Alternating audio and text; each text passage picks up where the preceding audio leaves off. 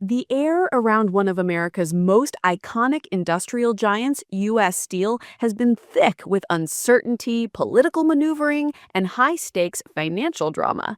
What began as a bold $14.9 billion acquisition bid by Japan's Nippon Steel in December 2023 has morphed into a complex saga marked by shifting presidential stances and intense scrutiny. Just recently, after months of suspense, President Donald Trump signed an executive order paving the way for this monumental deal to proceed, contingent upon a crucial national security agreement. This decision, however, is far from simple, laden with conditions and a fascinating mechanism intended to safeguard American interests, the elusive golden share. This agreement aims to unleash substantial investments in U.S. steelmaking, with commitments exceeding $11 billion by 2028, including an initial investment in a greenfield project to be completed after 2028. The companies themselves have expressed gratitude for the bold leadership and strong support from the Trump administration, anticipating that this historic partnership will deliver massive investment to communities and families for generations. They envision a future where American steelmaking and manufacturing are made great again through these commitments. The path to this approval has been nothing straightforward, a testament to the deal's political and economic gravity. In the final weeks of his presidency, Joe Biden had outright blocked the proposed acquisition in January 2025, citing national security concerns. He underscored the critical importance of domestic steel production for the nation's infrastructure, auto industry, and defense industrial base, arguing that without it, the nation would be less strong and less secure. This executive action had triggered lawsuits from both U.S. Steel and Nippon Steel, who contended that the national security review they received was biased. Upon re-entering office, President Trump initiated a fresh 45-day national security review in April, signaling a potential shift in the deal's fate. His public comments, however, generated a degree of confusion, oscillating between welcoming a mere investment by the Japanese firm and even suggesting a minority stake for Nippon Steel. Despite U.S. Steel making it clear in an April 8th filing with the Securities and Exchange Commission that it would become a wholly owned subsidiary of Nippon North America under the merger terms, Trump consistently characterized the arrangement as a planned partnership. A pivotal moment came on May 30th, 2025, when President Trump visited U.S. Steel's Irvin plant in West Mifflin, Pennsylvania, addressing a crowd of steelworkers. At this rally, he lauded Nippon Steel as a great partner for U.S. Steel.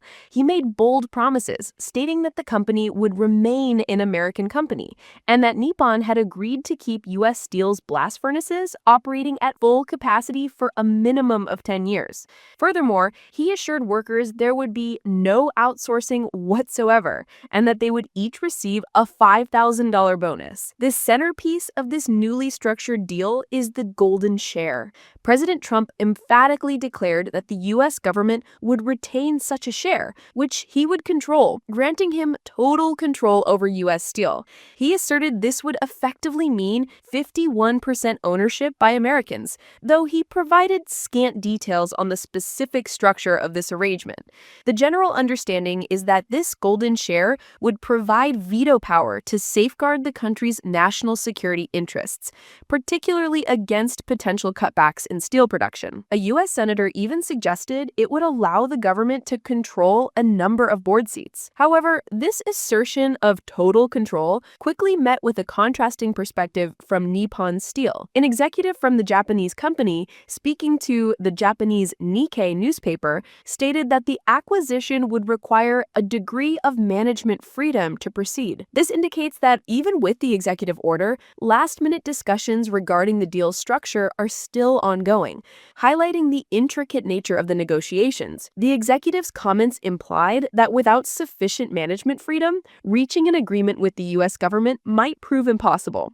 This difference of interpretation between total control and management freedom underscores a key tension point in the perceived finality of the deal. The Committee on Foreign Investment in the United States, or CFIUS, played a crucial role in this process. Their review provided credible evidence that Nippon Steel might take action that threatens to impair the national security of the United States. Yet the committee also concluded that such risks could be adequately mitigated by approving the proposed national security agreement. This careful balancing act reflects the complex considerations involved in allowing foreign investment in critical domestic industries. Despite the recent executive order, many details surrounding the golden share and the exact nature of the investments remain opaque to the public. White House spokespersons have affirmed that the order ensures U.S. Steel will remain in Pennsylvania and be safeguarded as a critical element of America's national and economic security.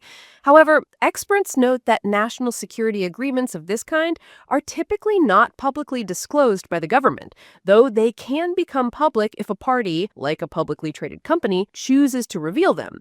The mechanics of how the golden share would operate, including what specific approval rights the government would gain over certain activities, will depend entirely on the contents of this undisclosed agreement. The deal's implications extend beyond corporate boardrooms and government offices.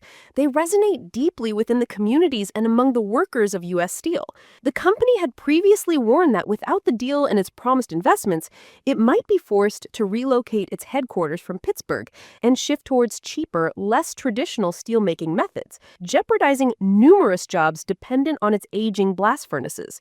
Local leaders in the Mon Valley have expressed differing views on what truly defines an American-owned company, reflecting the nuances of the situation. Some believe that American ownership requires a 51% stake, while others argue that as long as mining, melting, and manufacturing are done by Americans, and the golden share provides oversight, the deal is beneficial for job preservation and Pittsburgh's steelmaking legacy. The USW Union, a powerful voice in this narrative, has been consistently and staunchly opposed to the deal. They've labeled Nippon's investment promises as mere public relations and have voiced concerns that Nippon's long-term strategy might involve shifting production to non-union facilities in Texas or importing steel from Japan for finishing, which would threaten integrated steel production and jobs in the U.S. The union has even gone as far as to demand more details about the deal, sending a letter to U.S. Steel requesting documentation under a contract provision that obliges the company to provide updates on mergers and acquisitions. They emphasize that they have not been consulted in the discussions involving U.S. Steel, Nippon Steel, and the Trump administration. Adding another layer of complexity, rival steelmaker Cleveland-Cliffs, whose own bid to acquire U.S. Steel was rejected, has sharply criticized the Nippon deal. Cleveland-Cliffs accused Nippon of dumping cheap steel into American markets and lambasted U.S. Steel for rejecting an all-American solution in favor of what they called a doomed-to-fail cash-out sale. This highlights the intense competitive landscape within the steel industry and the broader America First sentiment that has influenced the political discourse around its merger. It is worth noting that alongside the approval, President Trump announced a doubling of U.S. tariffs on steel imports to 50%. A measure that went into effect on June 4th. This move is seen as reflecting his commitment to protecting the U.S. steel industry and American jobs, reinforcing the America First trade policies that have been a hallmark of his administration. The deal, valued by American officials at $28 billion when factoring in the purchase bid and the commitment to build a new electric arc furnace in the U.S. after 2028, signifies a substantial financial undertaking.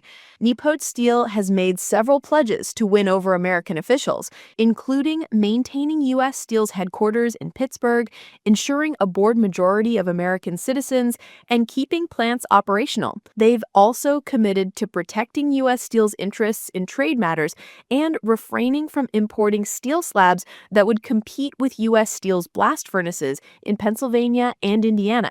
These commitments underscore the efforts made to alleviate national security and economic concerns. As of the executive order, all necessary regulatory approvals for the partnership have been received, and the deal is now expected to be finalized promptly. However, the contractual deadline for the acquisition between Nippon Steel and U.S. Steel is June 18th, a date that has kept many observers on edge. The complexities of the deal, including the delicate balance between foreign investment and national security, coupled with the political promises and and labor concerns make this a truly unprecedented situation. The U.S. Steel acquisition by Nippon Steel represents a fascinating intersection of global finance, national security, and domestic politics. It is a testament to the enduring significance of steel as a foundational industry and the lengths to which governments will go to assert control and protect what they deem to be vital national assets.